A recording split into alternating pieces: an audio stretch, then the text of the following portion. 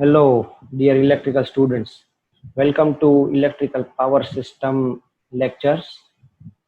Earlier we have discussed about short transmission line, and today we are learn about further more and the different aspects of transmission line, which is medium transmission line. I am Manan Desai from Department of Electrical Engineering, Dr. Subhash Technical Campus, Junagadh. What are the learning outcomes? So after discussing this lecture, students will learn or able to understand about the different models of medium transmission lines. The first type of transmission line is end condenser method. So students will learn about end condenser methods, calculations, and its vector diagram. As you see here, the model of medium transmission line is shown in figure, which have capacitance C between them, and this is represented as a transmission line R plus JX. These are the sending end and receiving end. Now, what is medium transmission line? So we have earlier discussed that different types of transmission lines, that medium transmission line length is 80 kilometer and transmitting power at a relatively low voltage below 20 kV. The capacitance is too small that its effects can be neglected. However, the effects of shunt capacitance become more and more pronounced with the increase in the length and operating voltage at the time. So we have to consider the effect of capacitance. And so there are three ways to consider the effect of capacitance. First is end condenser method. Second is nominal pi method or split condenser method, we can say. And third one is nominal T method. Now, what is end condenser method? The capacitance of the line is assumed to be lumped at the load end. This is your load end, and this is a capacitor which connect in equivalent circuit as shown in figure. So in this method, capacitance of the line is assumed to be lumped. Lumped means capacitance affects several part of lines. So we have assumed a lumped or a single capacitor, which is cumulative effect of capacitance. Now let the load current per phase. Now the load current per phase IR lagging behind the load and the phase voltage VR by angle phi R. So if the load current is IR lagging and the voltage of VR is lagged by angle phi R, then what happens? Let resistance R and reactance X per phase and line be R and X ohms respectively. So Z is equal to R plus JX, and capacitance per phase of the line is C farad. So how we can calculate?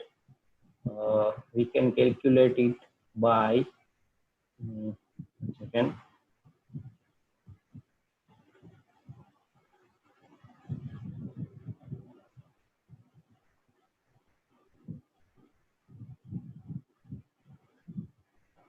Calculations are taking receiving end phase voltage and reference phasor. We have VR is equal to VR1 plus J0.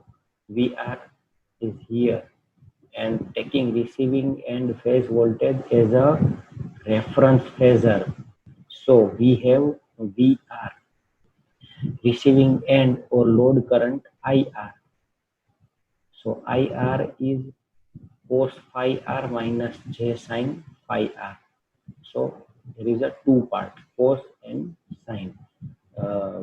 active part and imaginary part.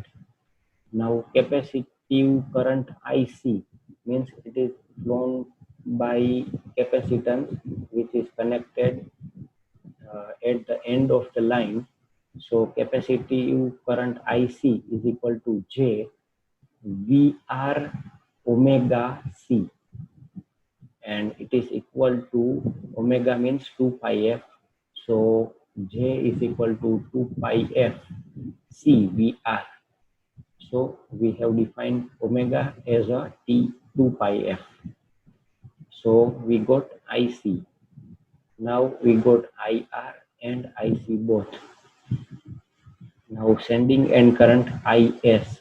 So which is sending end current IS is equal to summation of IR and IC.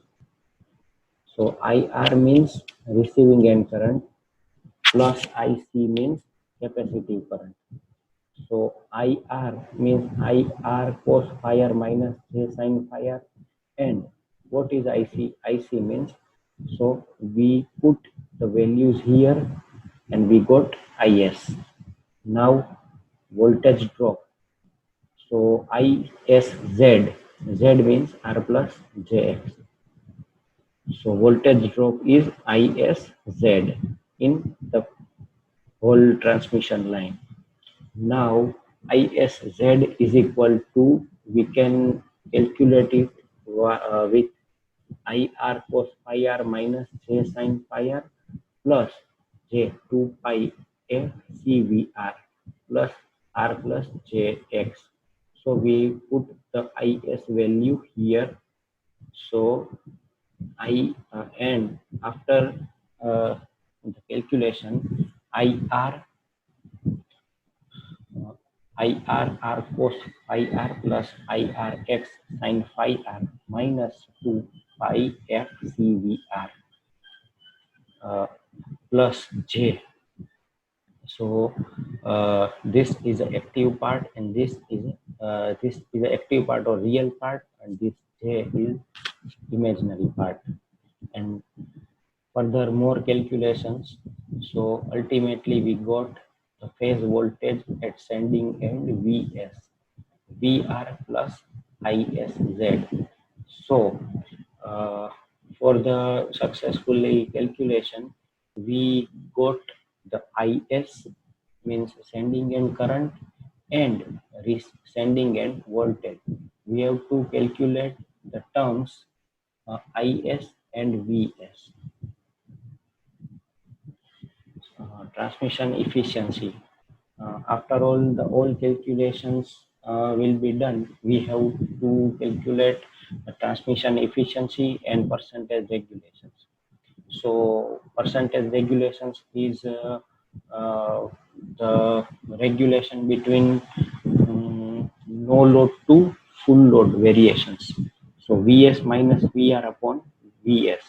Vs is considered as a no load minus Vr is considered as a full load upon no load. So Vs minus Vr upon Vs into 100, which is percentage regulation. And transmission efficiency is power delivered per phase upon power delivered per phase plus line losses. So in this case, VR IR cos phi r means receiving end voltage into receiving end current into cos phi r upon VR IR cos phi r plus I S square R means it is IR losses, which we can say I square R losses into 100. So transmission efficiency. Now we understand vector diagram. What is vector diagram?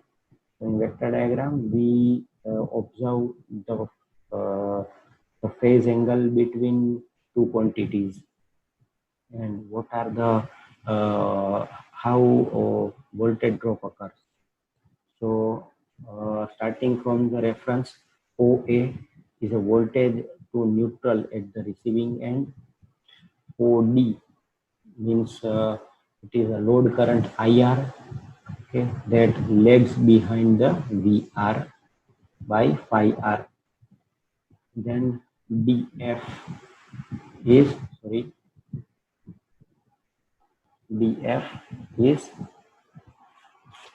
capacitive current IC that leads the receiving end voltage VR by 90 as a capacitive effect. Then OF means sending end current IS that flows through the line is the phasor sum of receiving end current IR and IC. So IR plus IC and the resultant vector is IS. So it is shown by OF.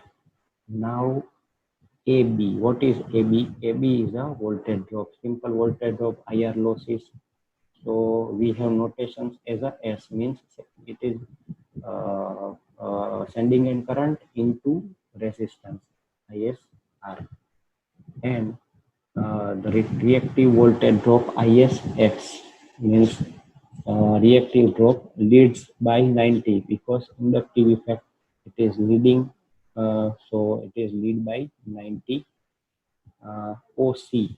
OC means the resultant final resultant vector Vs. So it is sending end voltage Vs with the phasor sum of Vr. So this OA is a reference phasor Vr, and this is a resultant vector Vs after calculation of IR, IC, IS, then voltage drops. So ISR and ISX, it is cumulative, and after resultant it will be ISZ with the angle of IS, and phase angle between the sending end and voltage Vs and sending end current Is, the sending end phase angle, and determines the sending end power factor. So this is a vector diagram we have studied, and now ABCD parameter of medium transmission line. So students, here we have conclude our this topic that this is an end condenser method, but it is not accurate method. So normally we are using T model or pi model for the medium transmission line calculation. So we are not going further in details for end condenser ABCD parameters. I hope you understand all the topics thoroughly. Thank you. Thank you very much.